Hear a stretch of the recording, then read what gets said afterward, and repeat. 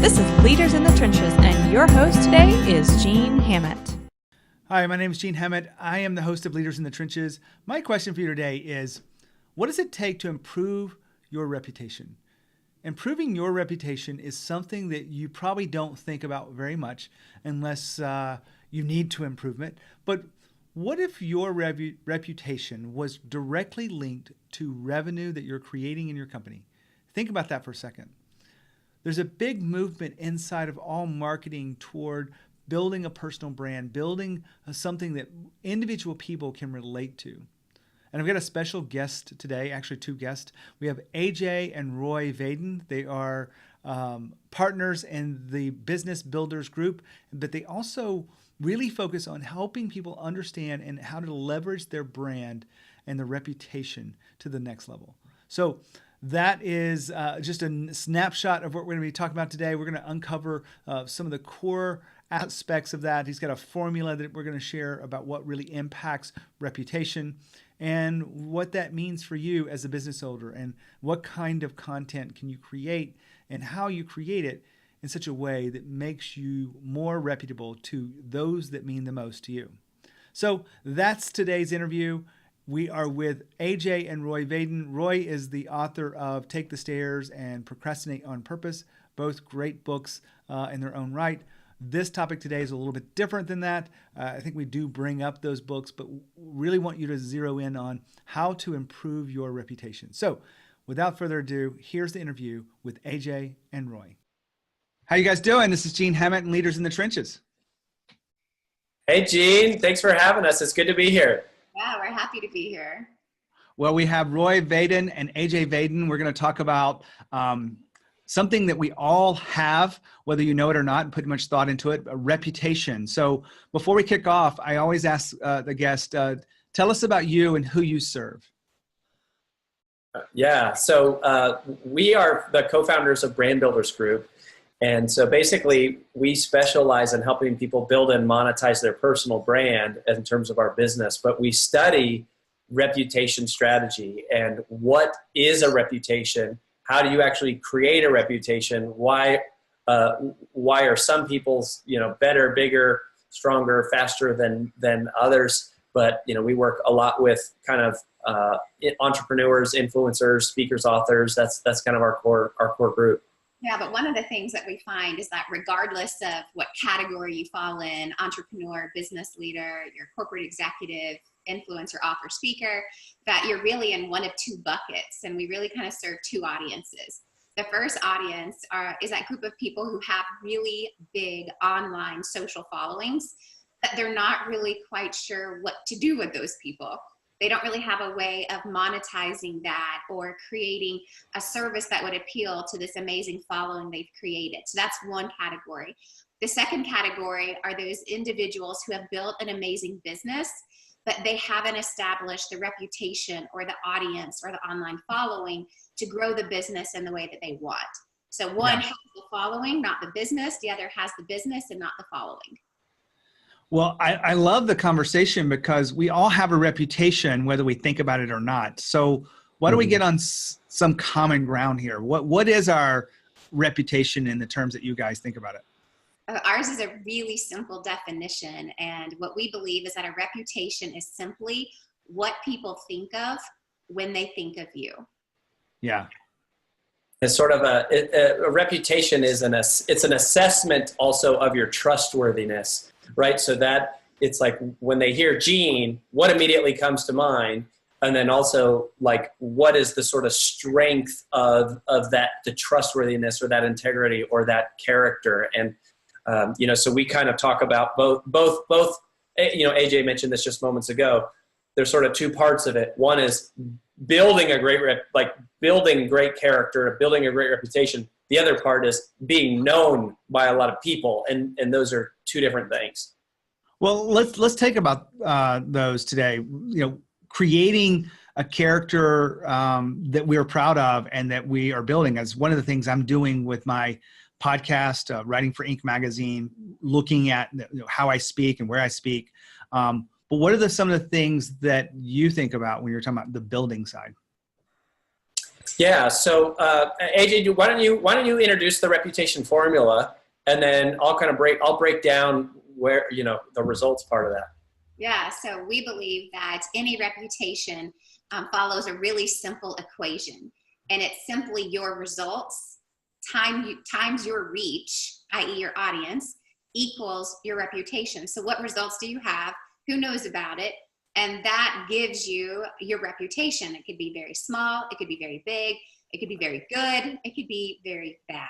But when we think about some of the results, one of the things that we talk about all the time is just, let me just give you a couple of quick examples, and I'll kind of just walk you through this. So I'm going to give you some names of some people who I am sure that you know, and then we'll talk about what are some of the results that they have and how that influences their reputation. So when you hear the name Mother Teresa, what are some of the results that you naturally think of? And don't think of specifics, just think, are they good or are they bad? So it's like, for me, it's good, for sure. Typically it's good, right? Yeah. Like those are typically good things. Now you take the complete inverse of someone like Mother Teresa, and when you think of someone like Adolf Hitler. Yeah, bad. Bad. But here's the interesting thing. Both of them are equally known. Like, Adolf Hitler's name as much as you know Mother Teresa's name. They just happen to be known for completely different things. One really good, one really bad.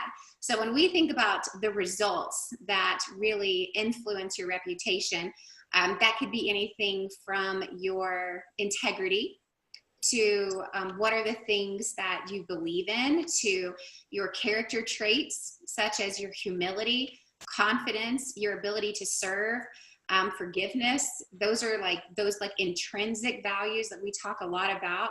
It's like when we think about a personal reputation, forget a company, but a personal reputation, a lot of it comes down to what Rory mentioned earlier, which is trustworthiness. It's like, are you a credible individual who we believe will do the right thing at the right time, regardless of their own self-interest? And then do you really have the credible results to back up what you say? And then who can vouch for that, which is where the reach part comes in. I love the simplicity of this, the results times reach equals the reputation. When I think about that, why use the times thing? Because I know there's leverage there when you have something that more people know about, but I want you guys to explain it to us. Yeah. I'll take this really quickly, and then I'm going to pass it to Rory. We told Gene earlier we would not have a problem with me talking, so I'll just do this really quickly, and then I'm going to pass it off to Rory. But here's the thing that I think is really amazing, is that there are equally amazing people out there who are doing incredible things. And the reason that we picked multiply versus add or anything else in this formula is that it does not matter how amazing you are or what good things that you're doing.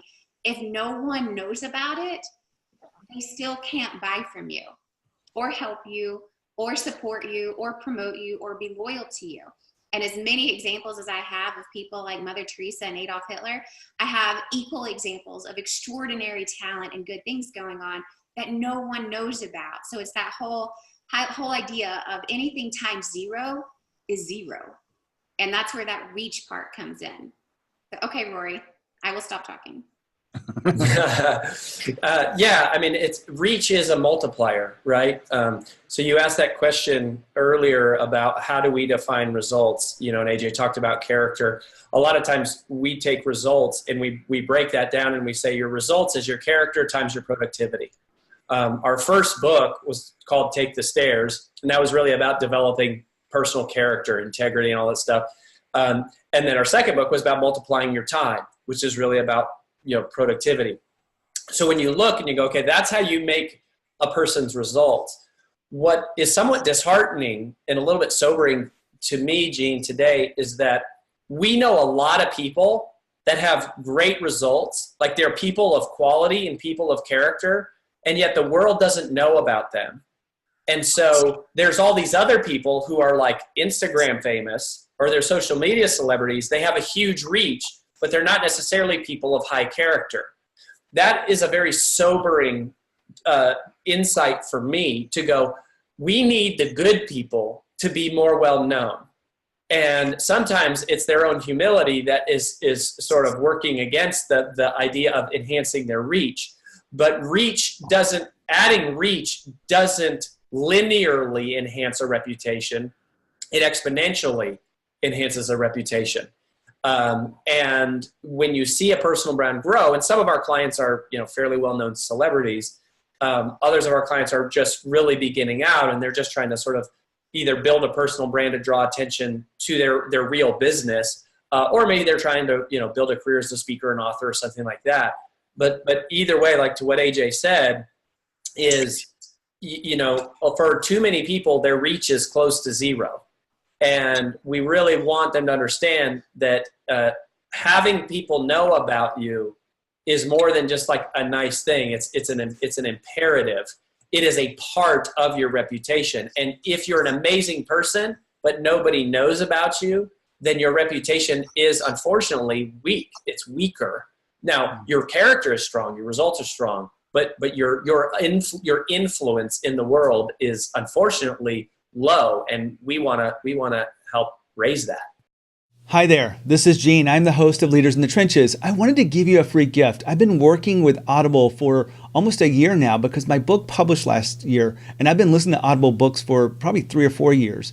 I really love it, and I wanted to give you a free gift. If you want a 30-day free trial of Audible, all you have to do is go to audibletrial.com/Leaders in the Trenches. That will give you access to any book you want. You don't have to buy The Trap of Success, which is my book. You can buy any book you want. So if there's something you've been wanting to read, just don't have time, make sure you go to audibletrial.com/Leaders in the Trenches. All right, back to the interview. Let's focus a little bit on the reach side. So you already have great results in your business. What are some of the things that you need to do first to think about how to expand your reach?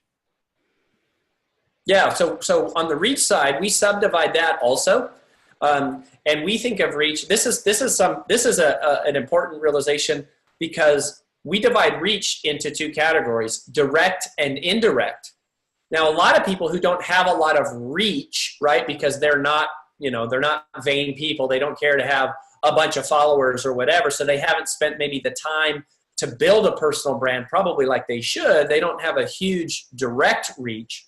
A lot of those people do have great indirect reach, meaning they have relationships with very influential people who have big platforms and big voices, and that's something to not underestimate. So we do an assessment also of like, who do you have relationships with, because that does help tremendously, even if you don't have a large direct reach. Now, in terms of building direct reach, I think, maybe AJ, you want to speak to that a little bit about some of the things we help people do there? Yeah, I mean, I think a big part of expanding your direct audience has a lot to do with, I think, one key word for us, which is consistency. So whether that is online or offline, it's whatever you're going to do, are you doing it consistently? So that could be from social media posting to podcasting to blogging to speaking to writing articles, whether you're a contributing editor somewhere or you're just doing interviews as they come in. It's like, what are you doing to consistently be in front of your audience? So that's half the battle right there, is just doing it more than one time or one time a month. And then the second is making sure that you're reaching everyone on every platform. And we just find that it's amazing to me still today how many of our clients, even who have amazing social media following on a single platform, don't do anything else on the other platforms. Yeah. So we have some clients who have 250,000 followers on YouTube, or they have 500,000 followers on Instagram and do not have a LinkedIn account. They're like, well, what's the point of that? That's just for business people. And it's just this mindset of this solo vision of, well, this is just my platform. And it's like, well, there's like 200 other million people on these other platforms that you're completely ignoring. And I think a lot of that just comes to awareness of who's your target audience and where do you find them. And we find that most people don't spend a lot of time focusing on who is my core target audience and where are they spending time and how can I access them there. Yeah, and I saw Roy's speech at the NSA conference in July of 2018. Fantastic job, Roy. I resonated with a lot of it, but specifically in April with this podcast, I wanted to increase the reach and the message in specific channels. So we end up doing a repurposing strategy where we took micro videos out of the interviews and we put them in Instagram, and I have never really done anything other than personal. And I saw a huge increase in kind of impact, not necessarily in large numbers, but just the way the brand was perceived. So it really does work. And that's one reason why I wanted to have you on the show today. Well, thank you for that. And, one of the big techniques that we teach people is what we call a content diamond. And the idea is that, people get overwhelmed, right? A lot of people who have great results and high character that don't have a lot of reach, it's because they're hiding behind the excuse or the fear of I don't have time, or I don't care, or I can't keep up with all this technology, yada, yada, yada. And yet this is such a simple thing that they can do that would multiply their influence. And so we teach them the content diamond, which basically says, look, all you should do is focus on creating one sort of cornerstone piece of content, one centerpiece. And if you do that on video, so like we're doing this interview right now on video, then what you can do is you can, whether it's a Facebook Live video or an interview, like a Zoom interview, is you can then take that video and you can run it down two separate tracks. One track is text and imagery. So what you're going to do is you'll have somebody go download the video, upload it to a tool like Temi or Rev.com or SpeechPad and get it transcribed, send it to an editor. The editor is going to edit it into coherent articles, and they'll repost those articles on places like LinkedIn's Pulse platform or Medium. And then they'll also pull out 2 or 3 catchphrases and turn those into images. So they'll take those and they'll just post them on some standard templates that you create as a part of your standard visual identity brand package, put those on those, and then you post those to Instagram and Pinterest. Simultaneously, on a different path, that is video and audio. So you could take the video interview, strip the audio, upload that as a short form podcast, and then take the video and do exactly what you said, Gene, is you create a nice polished version for YouTube, and then you create a shortened version of that for Instagram. Now you have all of these assets that are created in the native tongue of those mediums. And then what you do is you take all of those assets and you post them on your blog. And the blog becomes the one place where people can get all of those assets together: the video, the article, the imagery, and the audio. And so we encourage and advise people to make the blog sort of the central home place of your digital strategy. And then from there, people sort of share it out. But you only created one piece of content, might have been a 5-minute video, and you're done for the week. It's more about systems, automation, and delegation. A lot of the stuff we teach in our second book and the TED Talk that we did on how to multiply time. What people don't realize is that in the reputation formula, results is not something that is done quickly, and it's not something you can delegate. It's not something you can automate. It's your personal character, and it often takes years to create results. But reach can be automated. It can be bought. It can be delegated. And it's the one that many people, unfortunately, people of high character often undervalue. And they need to pay attention to both because that's the world we live in.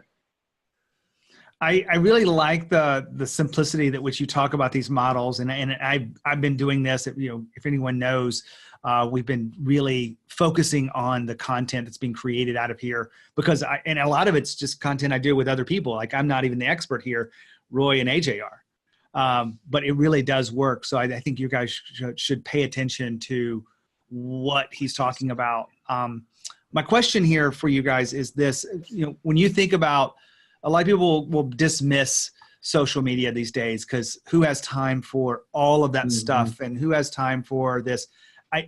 I know there's some value that you could share with our audience who goes, why do I want to be on these channels? What would you guys say to that?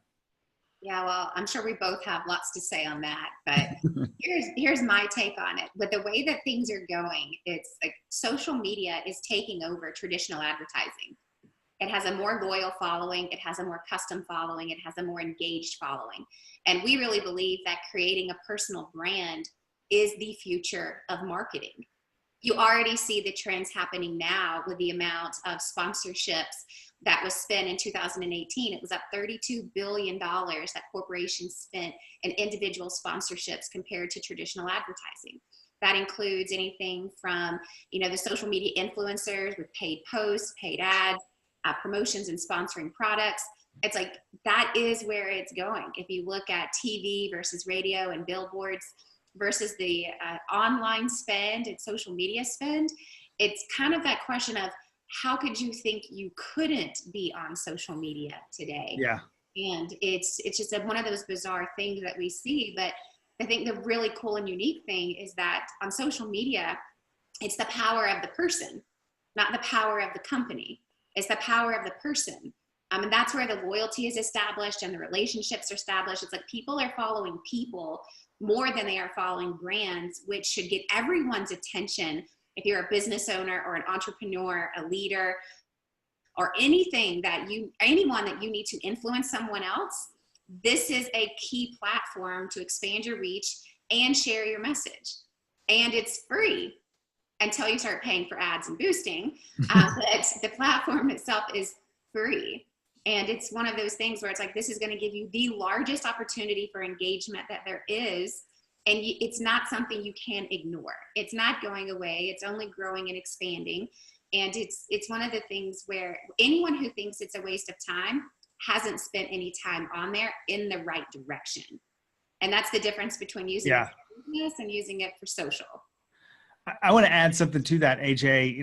And I was just talking to a friend of mine, Mark Gutman, and he mentioned one aspect to creating content and creating this reputation and getting more reach would be around when someone gets to know you for the first time. Maybe they get to know you online and they look at an interview, or they look at an article you wrote, or they look at something that you did months ago or years ago even, and that can precede you in many of the conversations. Like, Roy, I've known about you for a long time, and your reputation preceded me, although we never met, because I knew the content you were creating. And that's a big benefit that people are missing when it comes to using these social channels.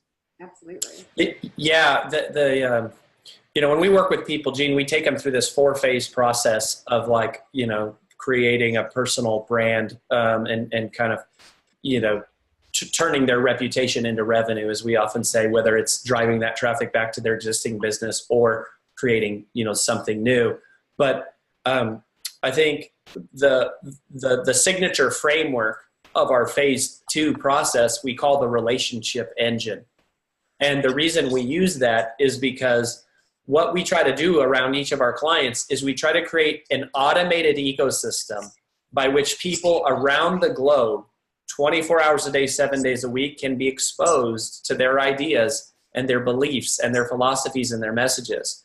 And, there is a very big empirical argument to be made for, like what AJ was saying, the business component of why you should do social media. But even if you strip out financially and you just talk about the amount of influence you can have in the world and to make a difference in the world, you can have people finding out about you all day, every day in a complete automated fashion without you having to be there. So why wouldn't you want to leverage that technology and those tools to be able to get your message out, even if you're not trying to make money, even if you're trying to just create awareness around something?